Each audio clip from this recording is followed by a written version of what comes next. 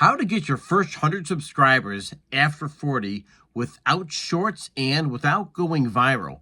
This video is designed for people who are beginning and in the early stages of their YouTube channel, but let's face it, we're all in this position at some point in time, so there's a tactical approach here that we're going to share, and all that I'm requesting is a like and a subscribe. A like is very important because it feeds the YouTube algorithm, and of course, secondly, it helps feed Charlie. How to get your first 100 subscribers on YouTube after 40 without going viral and without any types of shorts. Listen, folks, this is going to be a tactical approach here that's going to help gain you some momentum so you get in the rhythm and take your game to a completely different level right here on YouTube.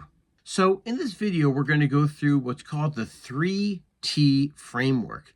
And with that, we're talking about the first T, which is your topic, whatever your video is going to be about. And I always recommend using a long tail approach and finding the keywords once you start planning out the topic you're doing your video. And with that, there's a number of sources out there that are very, very practical for using long tail keywords. Now, of course, you might say, well, why don't you just use the most commonly searched keywords? And I'd say that you're really going to run into some competition to get some really super big channels that have a lot of subscribers and, of course, a lot of, should we say,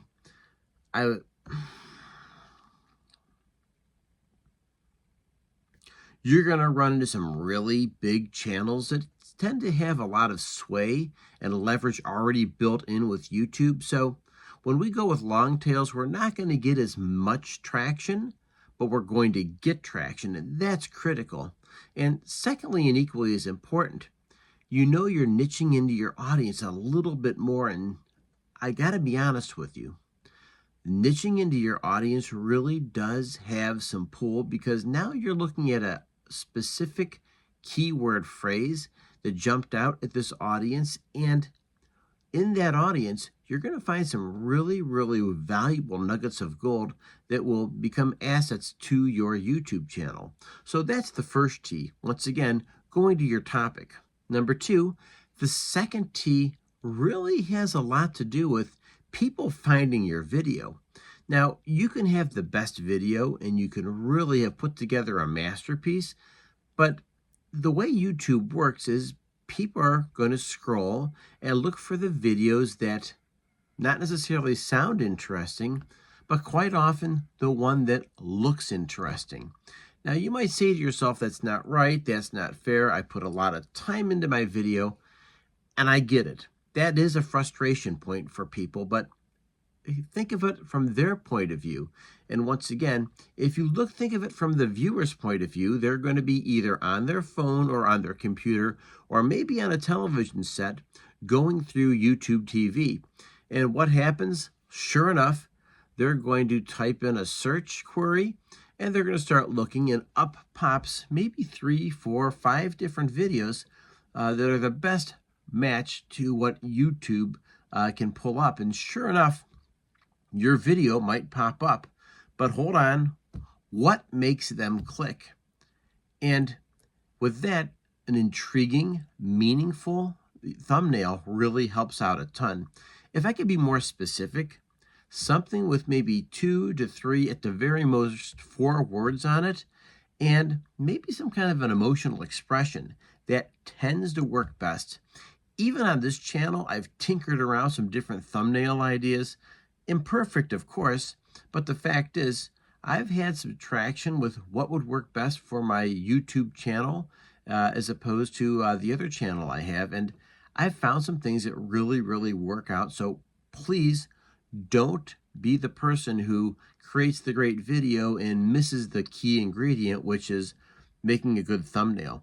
Let's check out the other T. So the other T here that really does mean a lot is the time spent. Now, when we talk about time spent, I want to make sure you're understanding that time spent means if somebody searches for your video, if somebody checks out your thumbnail and clicks onto your video, the question is, how long are they spending? And I've got to be really super honest with you. The longer you keep somebody engaged with the meaningful, helpful information, the longer they're going to view. And that matters quite a bit with the YouTube algorithm. The fact is, if you have people dropping off after 30 seconds, YouTube's not going to look very favorably upon that at all. So instead, my ask is that you spend time creating meaningful, engaging content that really tends to be viewer-centered. What would you want to see as a viewer, and what would you want to hear as a viewer? And the fact is, if you're not delivering the goods, people will drop right off. And sometimes, even if you have a wonderful video, you could have people drop off because of things that maybe you don't have any control over. But we don't spend too much time on that. We really try to focus on what you have control over, and that's making meaningful content that is engaging to the end user. So I'm going to share a couple of insights from my own YouTube channels. Once again, I have this channel and I have another channel that really can help many of the YouTube creators out with just some simple insights here. So let's take a look at the early analytics, because these analytics do tell you a story, and I realize some people feel overwhelmed by numbers. This shouldn't be that bad. It's actually going to leave you some clues.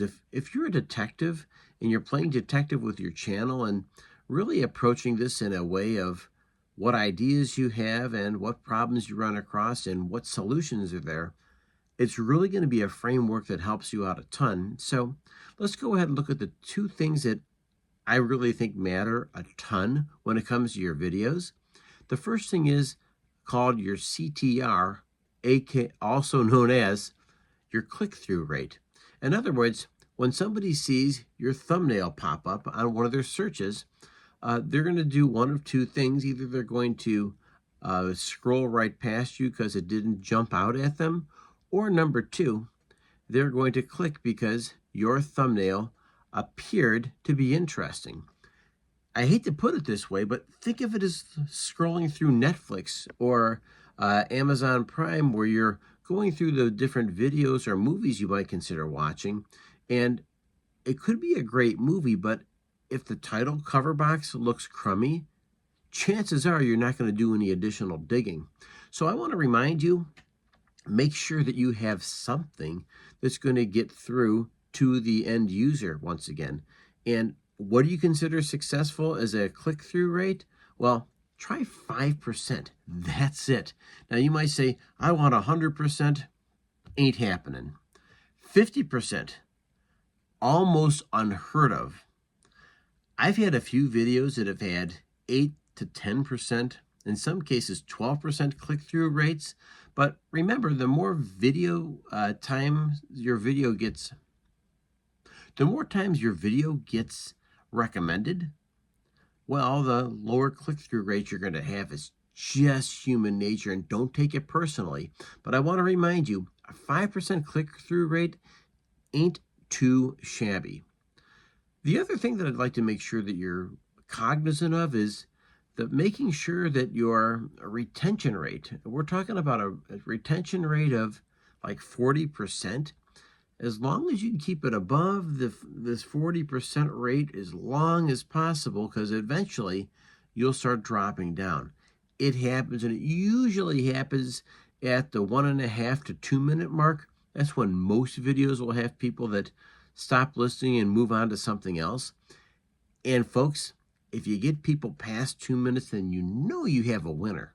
And that really says something about your creative engagement ability, and of course the message you're sending your end user. So just keep that in mind when you're going through your YouTube. You want to make sure you're looking at those analytics, because they do tell you an important story that'll help you really help gauge your level of video and your success rate, I guess is the best way to put it.